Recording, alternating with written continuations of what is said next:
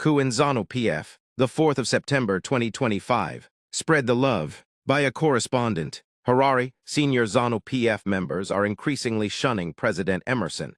Mnangagwa's official functions in what insiders say is a visible sign of growing cracks and succession maneuvers within the ruling party. The latest incident was revealed in a letter written by Mashonaland West Provincial Chairperson Mary M. Liswichikoka, who expressed outrage over the failure of Central Committee members, MPs, and district leaders to attend a key provincial event presided over by Mnangagwa at the 21st Chinhoyi University of Technology KUT graduation ceremony last Thursday, where Mnangagwa capped 130 graduates, only women's affairs. Deputy Minister Jennifer M.H. Langa represented senior government leadership. The no-show by other top figures was described by M. Liswichikoka as a deliberate act of sabotage. What message are you sending when you deliberately absent yourselves from events graced by the first secretary of our party? She demanded.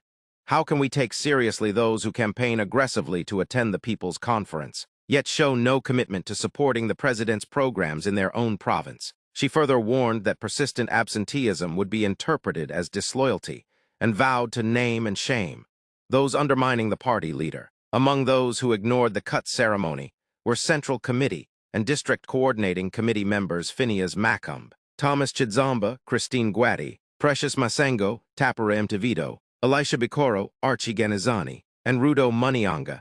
Only Politburo member Douglas Mamashora excused himself, citing official duties. This is not the first time Mnangagwa has been embarrassed by absentee officials, with ministers and deputies repeatedly dodging parliamentary sessions, prompting reprimands from both the Senate and the National Assembly. The escalating boycotts, analysts note, reflect deeper factional battles within ZANU PF. One camp loyal to Mnangagwa is pushing to extend his rule beyond 2028 through constitutional amendments or suspension of elections. Another, aligned to Vice President Constantino Chiwenga, is quietly preparing to challenge him for State House. Adding complexity is businessman KUTYA Tagwari, viewed by some as a dark horse whose financial clout could tilt the succession balance. The Chinhoyi boycott is being read as an early sign of a slow-motion coup in ZANU PF, where silent resistance through absence is increasingly being deployed as a weapon in the battle for survival and power.